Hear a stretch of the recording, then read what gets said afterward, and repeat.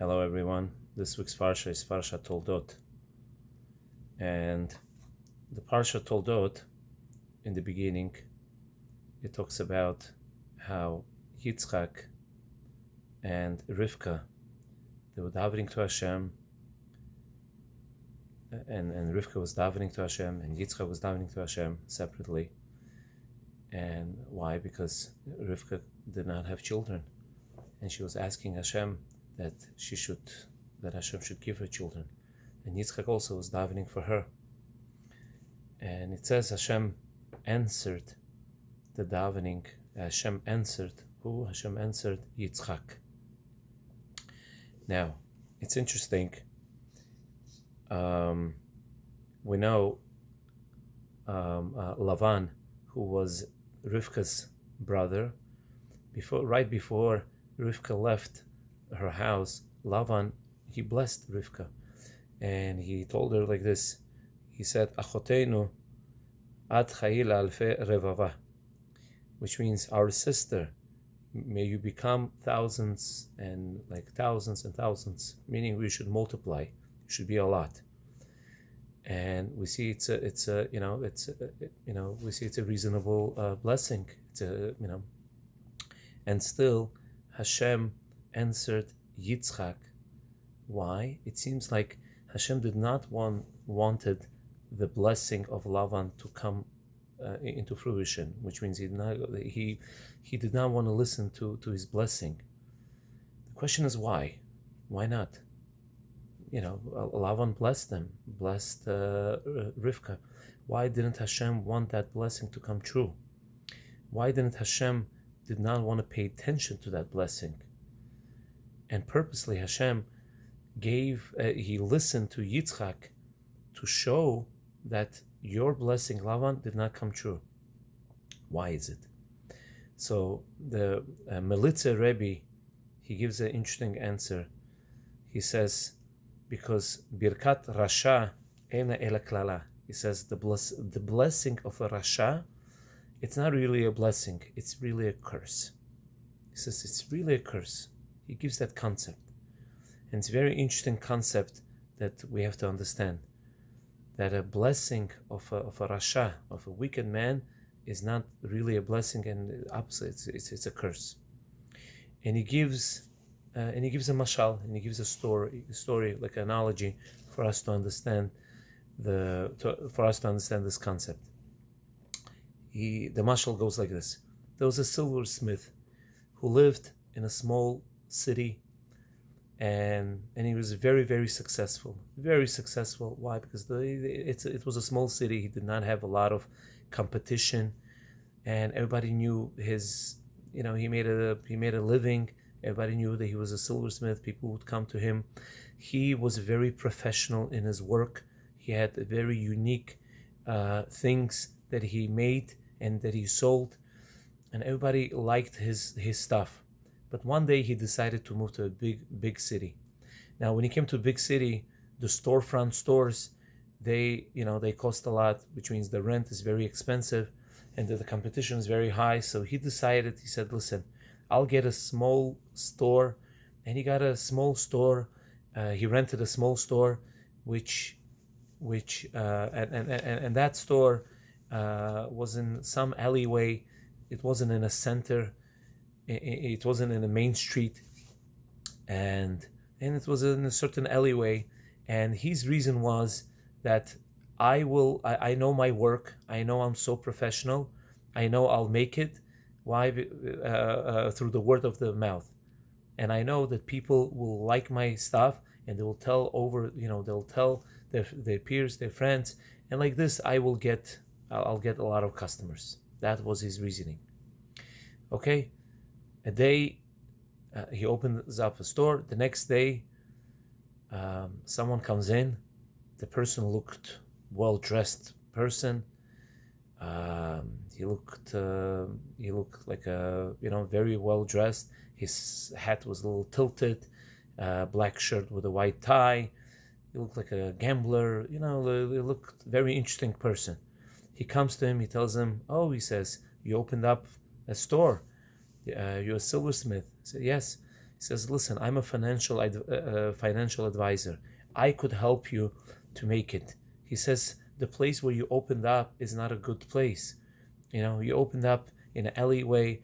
It's not in the center. People don't know who you are. And like this, you won't make it, he tells him. He says, let me give you an advice, and I will help you to make it. He says, tomorrow, 9 a.m., I want you to meet by the palace of the king, by the gates of the palace of the king. And he says, I want you to get rings. I want you to bring rings, to bring earrings, to bring bracelets, to bring necklaces, different types of jewelry, all different types. Bring it, and I want you to meet me by the palace at 9 a.m. And he says, my name is Sammy, and don't worry, he says, I'll bring you to the queen, and I'll show this jewelry to the queen, and the queen for sure she will like you, and she will like it, and she will take it. Now, the man got very excited. Says, oh, okay, no problem, thank you. The next day, 9 a.m., he gets his box prepared. He prepares all his jewelry, and he prepares all the samples. He comes to the gate of the king of the palace, and he waits. It's 9 o'clock. He sees the guards are coming towards him. They ask him, what do you need? Like, well, why are you standing here? He says, I'm waiting for my friend Sammy. He says, I work with him, and I want to come to the queen. He says, who? Sammy? He said, yeah, Sammy. He's a financial advisor. He says, Sammy is a con artist. He says, he's a faker. You work with him? They took him, they beat him up, and they send him away. Now the man was so sad. The silversmith was so saddened. He said, why they do this to me? He comes to his store, and he was very sad. Okay, 2 weeks passed, no customer is coming to him, and his business is going so down. He has no customers. He didn't sell anything. He's low in money. He has no food to eat. It's so bad. Suddenly, a different man comes to his store, again also well dressed, but this time he looked a little different. He looked like a nobleman. He comes to him, and he says, I see you opened up a store. And he starts talking to him. He says, can I see your jewelry? Now the silversmith was so angry. He says, did you come here to buy, or you just want to know, or you just came here to waste my time to look at the items and leave? Now this nobleman understood that this silversmith is not making any money, is not making any profit. He understood that. The nobleman told him, listen, he said, don't worry, I'm here to help you. He said, I am here to help you. He took out $100 and he gave it to him, and he said, here's $100 to help you, to start up, to help you with everything. And he told him, listen, I will help you. You know how? He said, take jewelry with you, take samples of jewelry, and come with me, and I myself will take you to the king, and I will show the jewelry to the king together with you. So he takes the man in the beginning didn't believe him, but then he was convinced. The silversmith took all types of samples. They come to the king. The king saw the jewelry. He loved it. He liked it. He ordered more jewelry. He ordered much more jewelry from this silversmith. Silversmith was very happy. He came home. He was very, very happy. The next day, Sammy shows up to the silversmith, and he says, oh, I heard that you sold the jewelry. He says, listen, where's my share? I'm the one who introduced you to the king. Where's my share? The silversmith, of course, he told him to leave the place. He asked him to leave the place, and he threw him out. Now that's the mashal. What's the nimshal? The nimshal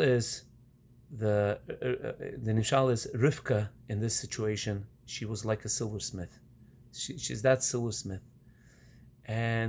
and and what happens is Lavan, he comes and he gives a bracha, he gives a blessing.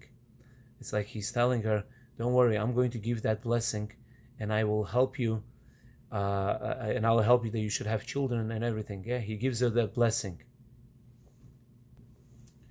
So Hashem did not listen to the prayer of Lavan. Why? To show that this Lavan, yeah, if let's say she would let's say she would get pregnant, and then what would happen? Lavan, he would say, wow, all this happened because of me, because I gave the blessing. Yeah, all the descendants, he would have a share in the descendants of Rivka, in the blessing. Why? Because he gave that blessing. And really it could have been only because of Rivka, because Rivka herself is tzaddiket. But Lavan, he would constantly, he would say, oh, this happened only because of me. This happened only because of me. So what did Hashem do? Hashem did not listen to Lavan. So his blessing should not come true. Because truly a righteous person like tzaddiket, like Rivka, does not need the blessing of Lavan. She does not need, she does not need his blessing. And here Yitzchak came, and Yitzchak himself, like he davened to Hashem, and Hashem listened to Yitzchak. And Hashem listened to Yitzchak to show that you, Lavan, your blessings are not accepted. Like we said in the case, like just like by the story, there was this con man who tricked the silversmith. So to hear, it's like this Lavan, who's the Rasha, who's the con man, he would come. It's like he would be sinning and tricking. He would be tricking, and he would take all the all the blessings to himself. Meaning he would say, this all happened only because of me. Now, what do we see from all this? Not, sometimes Hashem wants you to daven. Hashem wants a person to daven, continue davening. Not always can a person be a right shaliach to help us. And Hashem just needs our prayers many times, sometimes, and many times. Hashem wants our prayers, and sometimes we just have to daven and daven until the right time comes, and Hashem will help us and will give us, and will give us our Yeshua. Have a great Shabbat. Shabbat Shalom.